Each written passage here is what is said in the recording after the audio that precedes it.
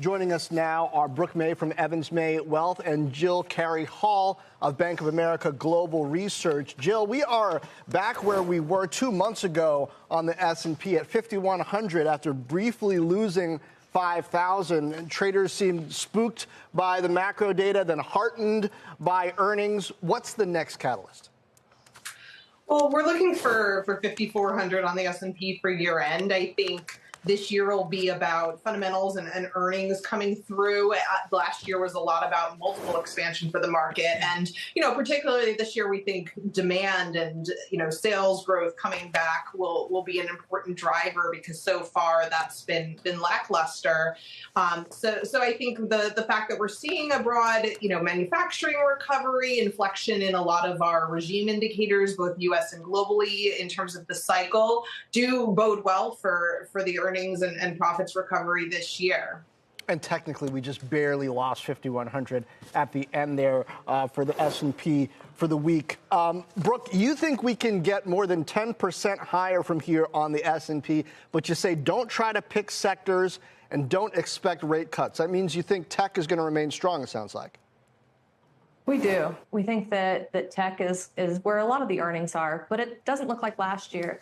Last year, 2/3 of the earnings came from the Magnificent Seven. And this year, only about 1/3 of the earnings thus far. So we think that there's more participation. At the end of the first quarter, 118 S&P 500 companies hit new highs.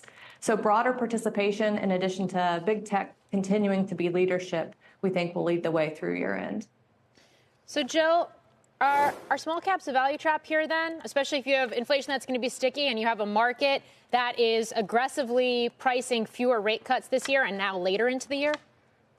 Right. So I think you want to be selective in small caps. I think you want to pick your spots. We had been positive on small caps going into the year. I think a lot of the positive macro story for small caps still stands in terms of the manufacturing recovery, GDP recovery, the profits recovery. But when you think about now potentially less Fed rate cuts or a push out in Fed rate cuts, our expectation at BofA is the Fed won't start cutting until December. I think a lot of investors that I speak to have been looking to the Fed as the next catalyst for Russell 2000 to really take another leg up from here in terms of leadership because the index is rate sensitive. It has a lot of refinancing risk. So I'm cautious near term on the index until we can get a little bit more confirmation that the inflation data is starting to decelerate and we're getting more confirmation that late year Fed cut will be possible. But I think that segments of small caps that are tethered to,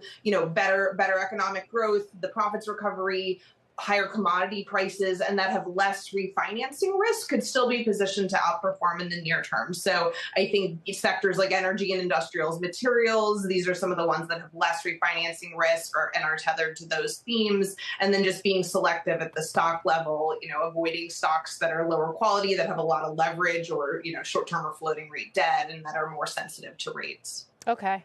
Brooke, along those same lines, if you have an environment that continues to be a little more inflationary, you have a Fed that maybe doesn't cut as soon as had been originally anticipated. Is that a good thing for earnings this year, or is that going to be a drag on earnings? And I ask that knowing that it's not always a clear-cut answer here. Absolutely. It's going to be a drag on earnings. A lot of companies utilize debt and higher rates.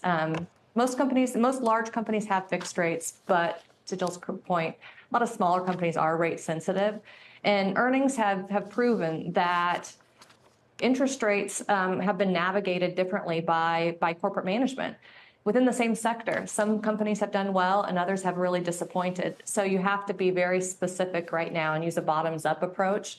It's not a clear cut answer. I think that the earnings for the most part will be a drag, but only for those companies that are more interest rate sensitive.